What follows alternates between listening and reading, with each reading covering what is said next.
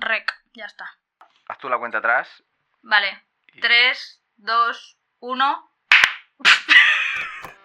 Hola, mi nombre es Clara y quiero hacer películas, pero odio rodar. Hola, yo me llamo Sergi, soy guionista e imbécil. Y esto es... No estudies cine.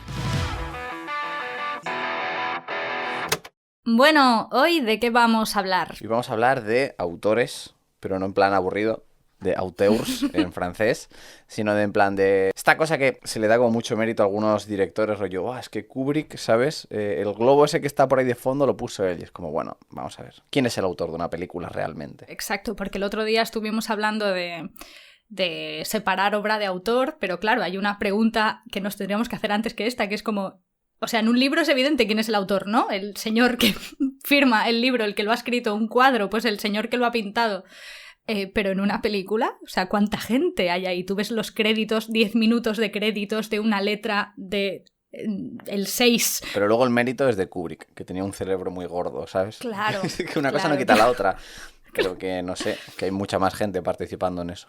¿Y de dónde viene un poco el rollo este de quién es el dueño / autor de una película, Clara? Pues esto es algo que ha ido también cambiando a lo largo de la historia, porque ahora como la respuesta automática sería decir el director, pero esto no siempre ha sido así. De hecho, al principio el cine era más bien de los productores, o sea, los que se llevaban todo el mérito, los que se llevaban y se siguen llevando el Oscar a mejor película, son los productores de la película. El nombre más grande en los créditos era el nombre del productor, ¿no? De hecho, las productoras que conocemos ahora, esto antes eran señores. Antes había unos señores que eran los hermanos Warner, que eran los que ponían la pasta y los que tiraban para adelante, ¿no? Las películas. El señor Meyer, el señor Metro, el señor... todos estos. Pero, por ejemplo, uno de los productores así más famosos, o sea, cuando he pensado esto, me ha venido a la cabeza David O. Selznick, que es el productor de, entre otras pelis, de Lo que el viento se llevó, que fue una película que tuvo como 4 o 5 directores, no sé, porque allí fueron despidiendo y fue pasando la gente, o sea, al final la peli... Se los iba llevando el viento.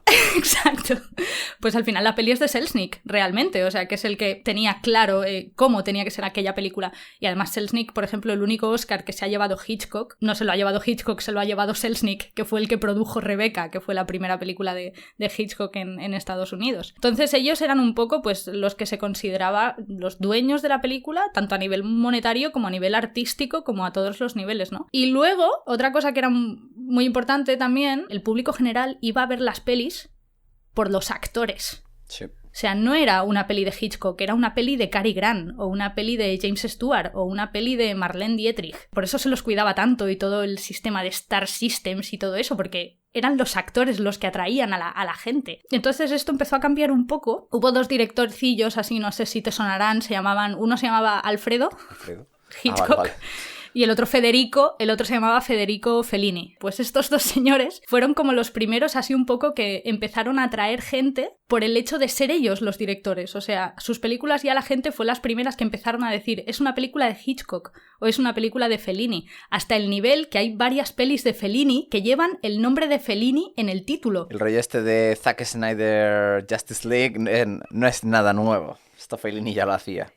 Exacto, o sea, no es el Casanova, es el Casanova de Fellini. El título de la película es Fellini's Casanova, Fellini's Satiricón. Y la serie esta que hizo el Hitchcock también era Hitchcock Presenta, ¿no? Tal cual. O sea, sí, totalmente. O sea, ellos fueron un poco los primeros quitando a Charles Chaplin, pero Charles Chaplin porque además de director era el actor, ¿sabes? Claro. Y era la imagen. Hacía trampa. Pero ellos creo que fueron los primeros que estando detrás de las cámaras tuvieron presencia, ¿sabes? Y fueron iconos del cine. Y bueno, y después de ellos pues ya llegan los loquísimos de la Nouvelle Vague, aquí sí con su rollito del director, autor, la cámara es como un bolígrafo con el que escribes y todas estas cosas. Y entonces aquí fue un poco cuando se empezó a reconocer a los directores como autores. Todo es culpa de los chavales estos franceses, claro, al final. Pero ahora que lo comentas esto, ¿no? De la cámara es como un bolígrafo y tal, en el fondo no deja de ser también... Vale, quieres reivindicar la figura del director por encima de la del productor, pero una vez más no dejas de ningunear a todo el resto del equipo, ¿sabes? O sea, porque estás diciendo un bolígrafo, no estás diciendo eres, yo qué sé, el portero del equipo de fútbol, el delantero. O sea, es el rollo de yo escribo y claro, en una película...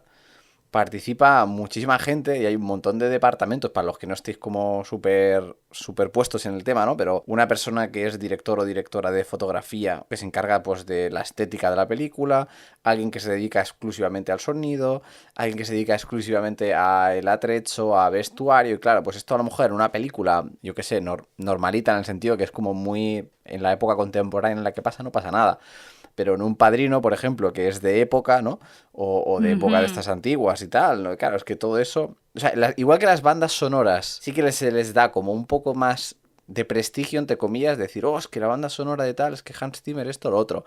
Pero no hay nadie que diga, oh, vaya vestuario más increíble tiene, ¿sabes? Yo qué sé, Star Wars, ¿sabes? Bueno, Star Wars a lo mejor sí, porque es como muy loco, pero... Y por ejemplo, en la mayoría de premios, aparte de que... No, a los que ponen juntos son a peluquería y a vestuario, que es como, bueno, también son departamentos diferentes, pero bueno. Pero vestuario, si te fijas, siempre premian a películas así como de época y es como ya, pero es que las películas de la época actual también tienen un curro de vestuario brutal. O sea, yo vi un cacho del making of de Chicas Malas donde salía la de vestuario hablando del análisis psicológico que había hecho de cada personaje para buscar su forma de vestir, ¿sabes? Y era súper chulo. Por ejemplo, te decía que la mala, la Regina George, que es a la que hace Rachel McAdams, que como era una tía que iba muy de dulce, pero era una bitch en el fondo, pues con ella mezclaban como texturas así muy soft, rollo de peluche, jerseys de estos así como muy de tela de color rosa, y luego con faldas de cuero, ¿sabes? Como con cosas mucho más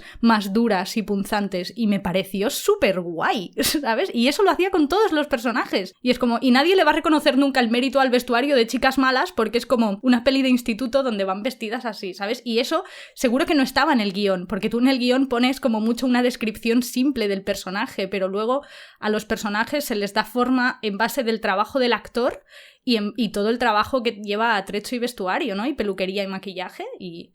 Joder, y mola un montón cuando se hace bien, se consiguen cosas muy chulas. Esto la gente que lo ha rodado lo sabe valorar, porque es la mítica de, pues no sé, en tus primeros cortos o lo que sea, y te pregunta a la persona de arte, ¿no? De atrecho, decir, vale, pero este personaje ¿cómo es? ¿Qué tiene en su habitación? Y tú es como, no lo sé, ¿sabes? En plan de tiene pósters de grupos de rock, de hip hop, o no tiene nada, las paredes están manchadas, es gotelés, no sé qué, es como, oh shit.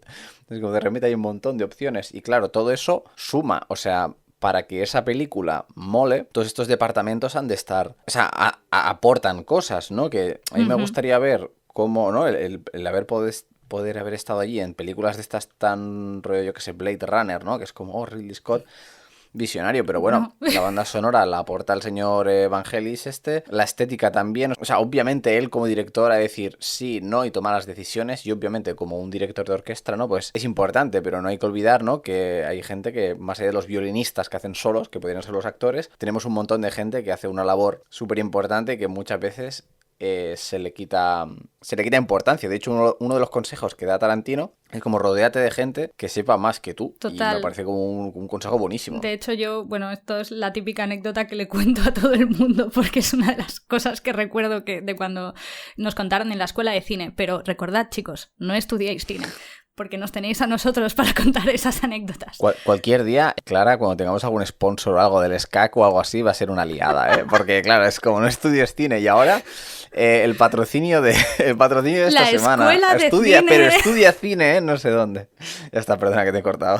Por ejemplo, ahora que son los Oscar dentro de poco y ha estado nominada Mank, que es una película que habla del guionista de Ciudadano Kane, que Ciudadano Kane es una película que siempre que se habla, pues se habla de, Orson Welles, ¿no? Y que con 20 años hizo esta película y qué visionario y que no sé qué. Y es como ya, pero para empezar el guión no era suyo. Todo este rollo de hacer la película tipo la estructura de la peli, que es una de las cosas súper guays que tiene esta peli y de las que rompían más con el clasicismo de hasta entonces, que es la estructura que tiene, que es no lineal. Para los que no la hayáis visto, es una peli que es muy puzzle y mola mucho. Pues eso no fue idea de Orson Welles, porque eso fue del guión, que fue el guionista, fue el señor Mankiewicz. Pero luego el tema de la fotografía de Ciudadano Kane, que es otra de las cosas que marcaron ahí como un antes y un después, porque pilla el rollo del expresionismo y lo aplica a otra cosa y lo mezcla con no sé qué, y de repente tienes una peli que te muestra como todo el potencial de la fotografía de cine en aquel momento en una sola peli, ¿no? Pues eso, o sea, Orson Welles tenía las ideas, pero él no tenía ni puta idea, porque él venía del teatro. Entonces lo que a mí me contaron fue como que él decía, era muy mandón y se lo tenía como muy creído, y entonces él decía cómo se tenía que colocar todo. Y el director de foto, que era Greg Toland, que tenía mucha experiencia, le decía, pero es que esto, poniéndolo como lo has puesto, no va a quedar como tú quieres. Y Orson Welles, que sí, no sé qué. Total, que Greg Toland, viendo como los humos que tenía y tal, por la noche, en cuanto Orson se iba, decía, esto ponedlo como digo yo.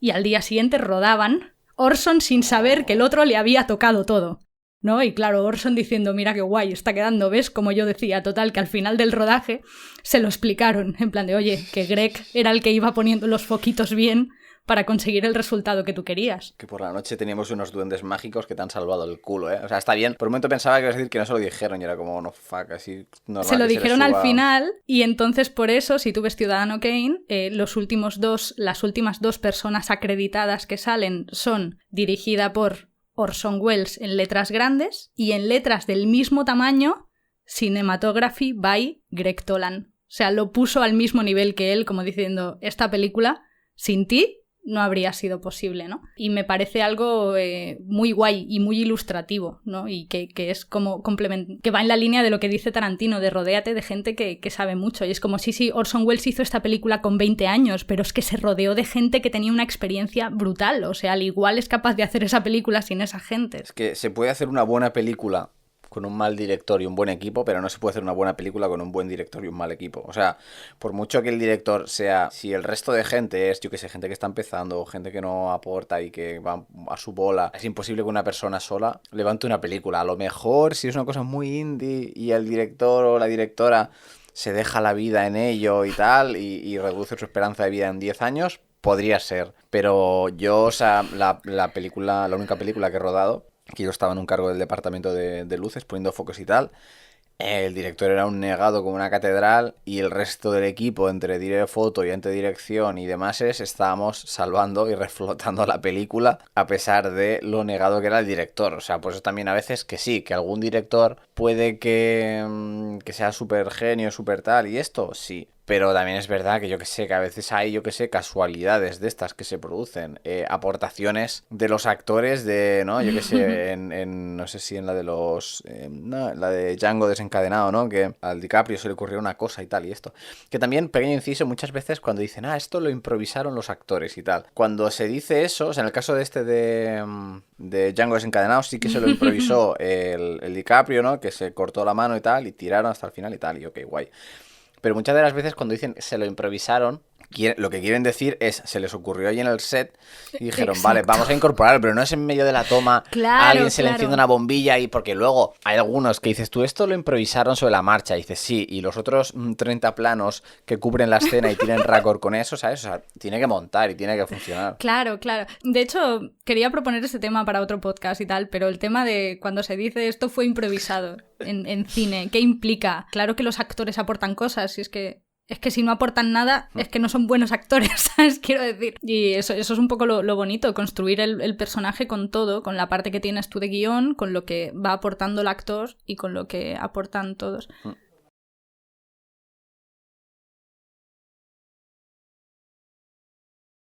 Cuando veo una película que juega, sobre todo con distintos elementos o que tiene como ideas muy chulas, yo siempre me pregunto si esto ya estaba en el guión.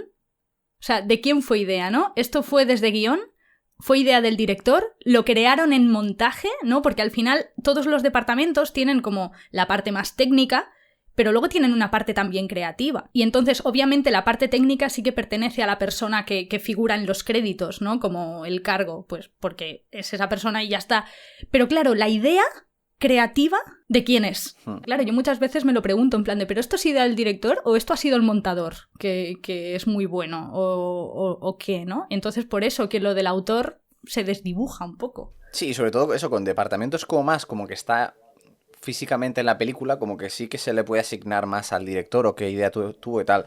En cambio de la banda sonora, me hizo, hostia, Spielberg, qué bien le quedó la banda sonora de Tiburón. O sea, es como que entendemos que los directores no tienen ni idea de música, ¿no? Y esto fue pues todo 100% de John Williams, ¿no? En cambio, cosa que dices, sí, porque fíjate cómo está dirigido el actor. A lo mejor no tenía ni idea de cómo dirigir sobre todo con estos actores tan buenos, digamos, ¿no? De que Claro. saben, tienen mucha experiencia, saben cómo funciona el tema y saben salvártelo y tal. Y con esto quería llegar al tema de por qué, o sea, ¿tú crees que por esto a lo mejor algunos directores de estos de muy grandes, muy de renombre, luego acaban haciendo peores películas? O sea, hay como una pequeña tendencia, ¿no? De gente que alcanza su apogeo y como que poco a poco va haciendo películas un poco más e incluso peores. Y se sabe el caso, por ejemplo, de Christopher Nolan. Originalmente coescribía gran parte de sus películas con su hermano, con el... ahora no recuerdo el nombre, pero Jonathan, no te vayas a lo hondo.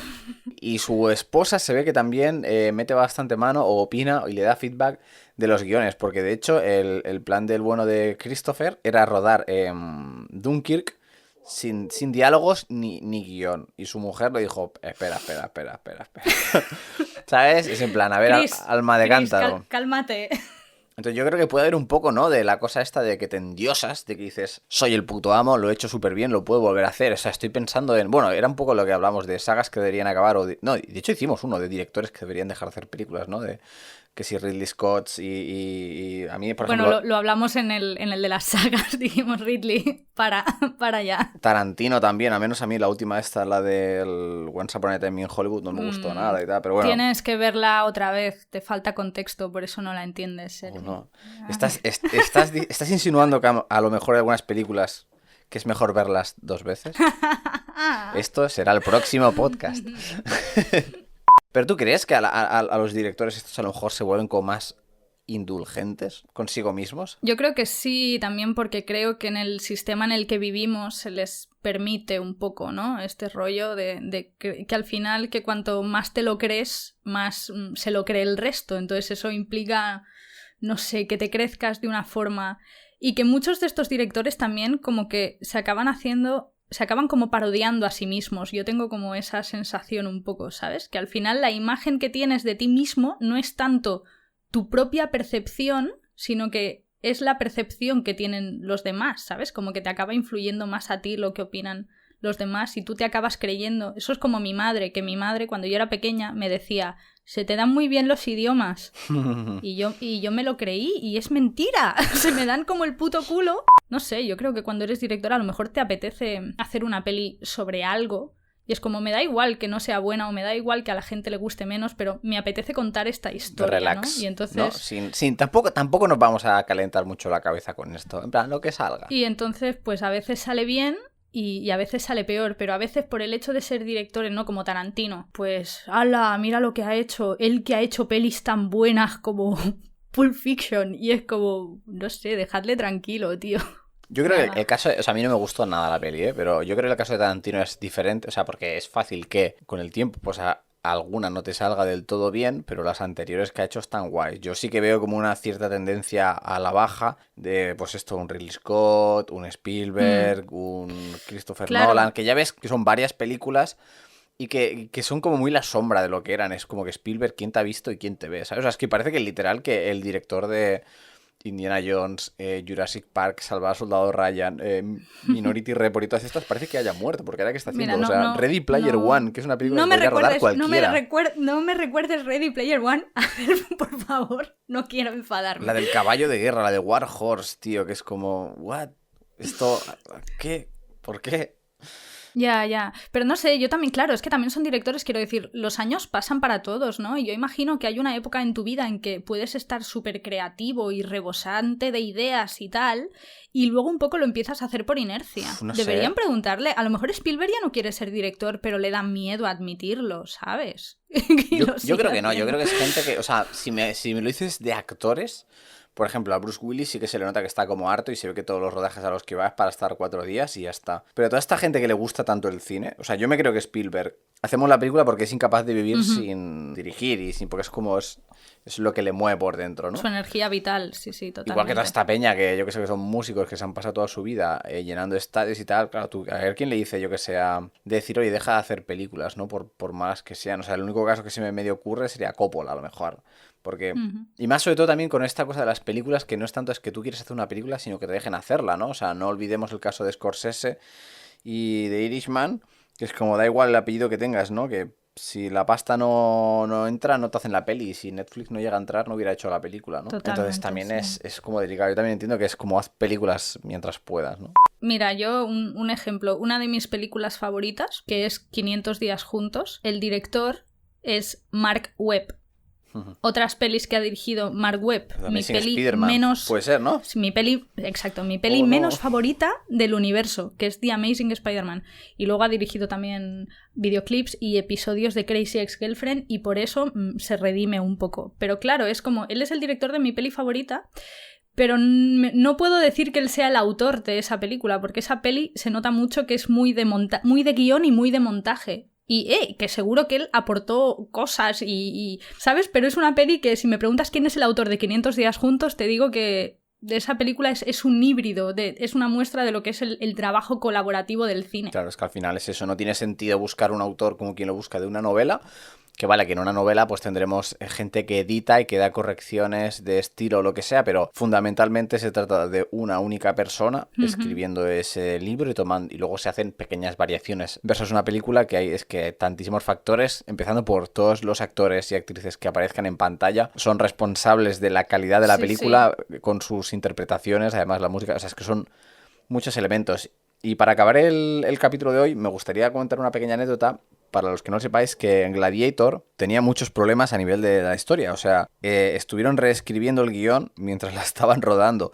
Y literal que la escena esta inicial que hay, que es como una batalla como tope de tocha, tuvieron que dejar de rodar un día. O sea, es como que tenían todo el tinglaquel montado y claro, eso equivale a dinero, ¿no? Y dijeron, mañana no rodamos porque literal que no tenemos ni idea de luego después de esto, como que es lo que, ¿sabes? Es como que vamos a tener, o sea, había un guión pero no funcionaba. Y literal que se dejaron la vida entre Ridley Scott, Russell Crowe y el guionista, cuando no recuerdo el nombre, para escribir Gladiator y les acabó saliendo bien la jugada, porque creo que es una película que está bastante guay y que ha funcionado. Pero supongo que es un milagro de estos, ¿no? O sea, supongo que de ahí también el bueno de Ridley dirá, bueno, pues queda demostrado que las cosas se pueden arreglar sobre la marcha, ¿no? Es como les pasa en el guión de Alien Covenant. Venga, allá vamos. Es como, bueno, lo arreglamos en post, pues como, no, arregladlo antes. Todo lo que podáis arreglar antes es ansiedad que luego os vais a ahorrar. Bueno, otro caso muy famoso es el de Star Wars. De hecho, por internet rula un vídeo. A los que no lo hayáis visto, buscad Star Wars...